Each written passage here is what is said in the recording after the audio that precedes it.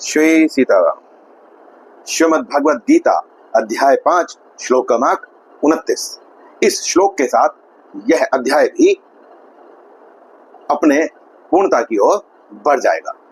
भगवान यहां कहते हैं, भोक्तारम यज्ञ तपसाम सर्वलोक महेश्वरम सुहृदम सर्वभूतानां ज्ञात्वा माम शांतिम ऋच्छति।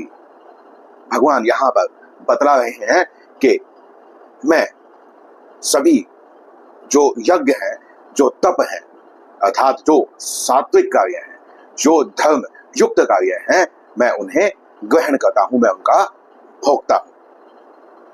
हमने कल एक प्रश्न पूछा था कि भगवान पापों को ग्रहण क्यों नहीं करते हैं, जो बुरे कर्म होते हैं उन्हें ग्रहण क्यों नहीं करते हैं। तो इसका उत्तर मैं आपको वीडियो के अंत में दूंगा, और जिसका उत्तर हिंदी में एक ही शब्द में आपको मिलेगा और संस्कृत में उसके लिए 3 शब्दों का मुझे सहारा लेना पड़ेगा। आप स्वयं से समझ जाएंगे कि भगवान क्या ग्रहण करते हैं और क्या ग्रहण नहीं करते हैं। तो ये जो लोग कहते हैं कि भगवान की इच्छा के बिना तो पत्ता भी नहीं हिलता, मैंने यदि किसी का बुरा कर दिया, हत्या कर दी या कुछ कर दिया तो भगवान की इच्छा से ही हुआ है, ऐसा नहीं है। अब भगवान कहते हैं सर्वलोक महेश्वरम, यहां सभी लोकों में एक ईश्वर होता है, यह भी प्रतिपादित भगवान ने कर दिया। भगवान यहां बतला रहे हैं कि सभी लोकों में उस लोक का एक ईश्वर होता है, मैं उन ईश्वरों का, सभी लोकों के जो ईश्वर हैं उनका भी मैं ईश्वर हूं। तो यह सिर्फ एक लोक नहीं है, ऐसे अनगिनत लोक हैं, उनमें सभी जो ईश्वर हैं उन सब का मैं ईश्वर हूं। भगवान कहते हैं सुहृदम सर्वभूतानां, सभी जो जीव हैं उनका मैं भला करने वाला हूं, सुहृद हूं, अर्थात मैं उनका सदैव भला ही करता हूं। मेरा उनसे कोई द्वेष नहीं है, कोई प्रियता नहीं है।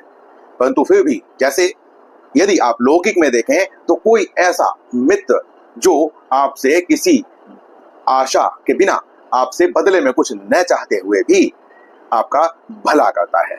आपके माता पिता जो आपसे बदले में कुछ नहीं चाहते हैं, क्योंकि माता पिता को क्या पता कि बड़ा होने के पश्चात आप उन्हें आदर सम्मान देंगे या दुत्कार देंगे, परंतु फिर भी माता पिता अपना सब कुछ अपने बच्चे पर लुटाते हैं।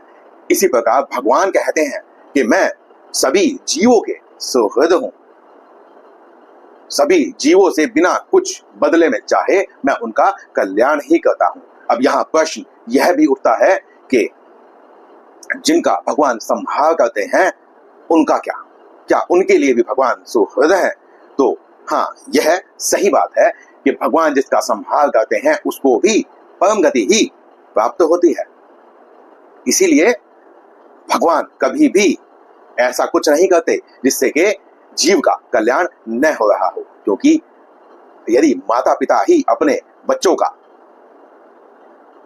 दुत्कार करने लगेंगे, अपकार करने लगेंगे, तो फिर सृष्टि कैसे चलेगी।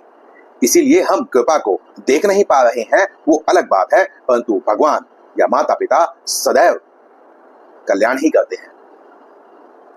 अब भगवान कहते हैं ज्ञात्वा माम शांतिम ऋच्छति, इस प्रकार जो मुझे जानता है वह शांति को, परम शांति को प्राप्त हो जाता है। जानने से क्या अर्थ है? क्या जिसने जान लिया वह भगवान को पा गया? हाँ, यह कह सकते हैं कि जिसने जान लिया उसने मान लिया, और जिसने मान लिया फिर उसने ग्रहण भी कर लिया, प्राप्त भी कर लिया।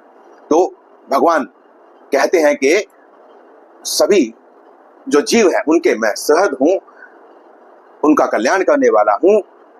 सभी लोकों में जितने भी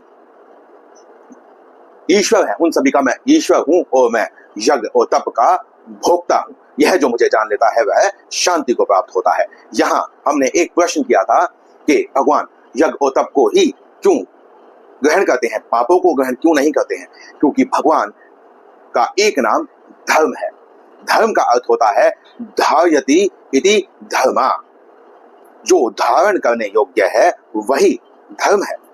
भगवान पापों को ग्रहण क्यों नहीं करते हैं? क्योंकि वह धर्मयुक्त कर्म नहीं है। भगवान पापों को ग्रहण भी कर लेते हैं, क्योंकि यदि आप अपने स्वधर्म का पालन कर रहे हैं और वहां पर यदि कोई धर्म को प्रतिपादित करने के लिए, धर्म की स्थापना करने के लिए शास्त्रों के अनुकूल कार्य करते हुए कोई ऐसा पाप हो जाता है जो कि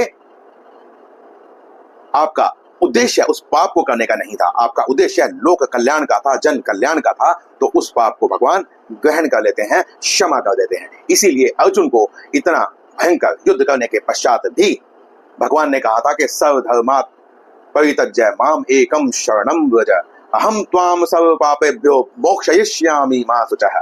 तुम चिंता मत करो, मैं तुम्हारे सभी पापों को ग्रहण कर लूंगा, तुम बस मेरे शरणागत हो जाओ। शरणागत होने का अर्थ यह नहीं था कि तुम अपने उस स्वधर्म को का त्याग कर दो, स्वधर्म को पूरा करो। जैसे कि आग जब जलती है, अग्नि जब जलती है, तो वह शुद्ध करने वाली है, वह पोषण देने वाली है, उससे ही हम अपना भोजन पका सकते हैं, ताप ग्रहण करते हैं। परंतु जब हम अग्नि को जलाते हैं तो उस ईंधन में सूक्ष्म जीव होते हैं जिनकी हत्या हो जाती है। परंतु यदि आपका उद्देश्य सही है तो वह पाप क्षमा हो जाते हैं। जब गृहस्थ अपने घर में झाड़ू लगाता है तो बहुत सूक्ष्म जीव उससे मर जाते हैं, परंतु वहां जो गृहस्थ है उसका जो लक्ष्य था वह उन जीवों को मारना नहीं था, बल्कि घर की सफाई करना था। तो इसीलिए स्वधर्म का त्याग नहीं करना चाहिए, सदैव स्वधर्म का पालन करना चाहिए। और उसका पालन करते समय यदि कोई पाप आपसे हो जाता है तो उसको भगवान क्षमा कर देते हैं। आपका उद्देश्य महत्वपूर्ण है, आपकी क्रिया नहीं। इस श्लोक में इतना ही, मिलते हैं अगले श्लोक में, अगले वीडियो में। श्री सीताराम।